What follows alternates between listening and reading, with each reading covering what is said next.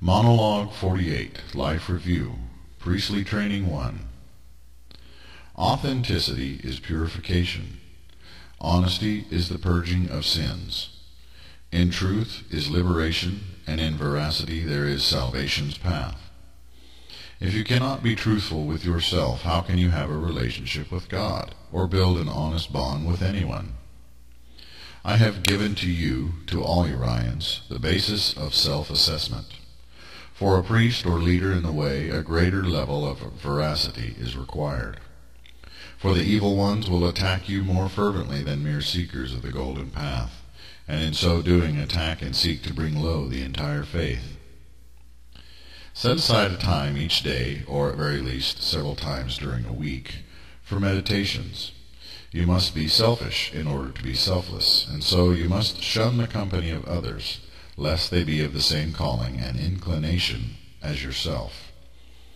Go into your private chamber and sit yourself down in a comfortable chair, with your back straight and your body relaxed.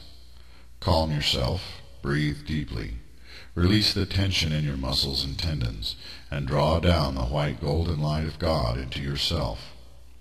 Do all that I have formally taught you in this regard. Now, having relaxed yourself and entered into a sacred state of mind, begin from that moment to rewind your life. It can help to speak aloud and record what you are saying as you go backwards through time. If you cannot remember some detail, just keep going, touching on the highlights, both negative and positive. It can be of great value to later transcribe what you recorded, or write down your life story, as this may help you to remember more details. In each session, retrace your steps, and you will find that more and more details emerge, and that you can rewind at a faster rate each time. Back, farther and farther, follow the sordid or simplistic route to the very moment of your entrance into the earthly realm and the current human form. When you have become proficient at walking the timeline backwards, create, at the moment of your birth, a spinning vortex of darkness, and see a point of brilliant light at the other end thereof. Enter into it and count your steps as you move along the corridor. Your form will become increasingly luminescent and ghostly. As you repeat the exercise, so you will uncover forgotten chapters and incidents in your life that have influenced how your soul personality formed.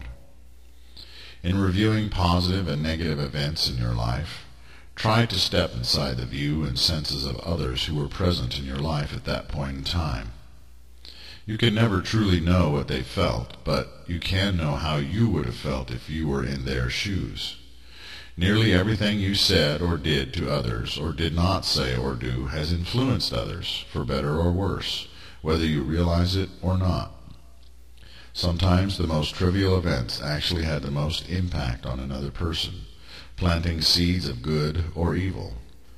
Getting inside their story, seeing things from the vantage of other human beings, is essential to understanding cause and effect, and the domino patterns or ripples in the water of life that you have generated by your movement through the world.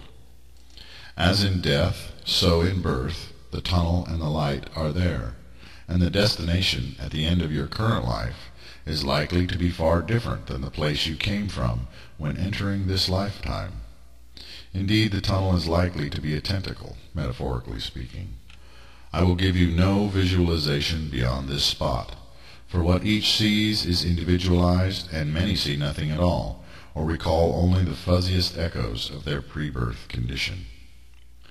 The purpose of this exercise, which can become tedious with repetition, is the imitation of the so-called near-death experience, or the experience that many have of seeing their life pass before their eyes. In review, you will become more authentic. In visualizing yourself as others, you learn to be more empathic, and to connect with the collective unconscious of mankind, even animal kind, and so the entire web of life. Moreover, and most importantly, you must learn to take personal responsibility for your own actions in life, and in so doing grow your conscience. Conscience is God's light within you. Taking personal responsibility in life is authenticity in action, and keeps one from the path of hypocrisy and self-deception. There is great strength and power in taking personal responsibility for your own life in action, or inactions, and you will find a closer walk with God in the process. In seeing your errors, admitting them, accepting them, owning them, and asking God for forgiveness, and in asking forgiveness from those you have hurt, you free your soul from karmic debts, or the power of death hidden within every sin. Lastly, this exercise, via the birth portal, can become a launch pad for some into the realm of past lives. Though I warn you, if you find that you were a queen or a king, or some other great and special person in your past lives, in many of your former incarnations, the former masks worn by your spirit, then you are probably deluding yourself. 99% of human beings are like the worker ants of the human colony, while only 1% ever rise to historical greatness. And yet, historical or worldly greatness is almost entirely meaningless, and the most significant people in history are unremembered by the history books. Most of those who are remembered in history were the favored hosts, core host, of the false gods. In truth, most famous, wealthy, and powerful people alive on earth at this moment are the favorite puppets, avatars of the invisible, vampiric lords of the world.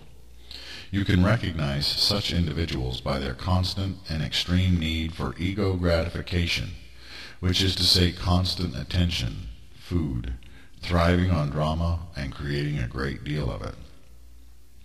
However, with this said, in this lifetime you have now set foot upon a path of true specialness, in that you have chosen to become one of the few and worthy who were known in history as the ascendant and as the penitent angels. Having done the review over and over, you are now ascending the spiritual version of the true Mount Sinai. This is the first priestly degree. Note 1. Priestly training is a step-by-step process, which should be followed according to the method laid out in this writing. In future times, when the teachings are part of an organized mystical religion, the faith may offer each monologue as individual pamphlets or lessons. It is essential, however, that anyone who would be a Urian minister or a priest or priestess of the way should at very least know the entire teaching put forth in this work.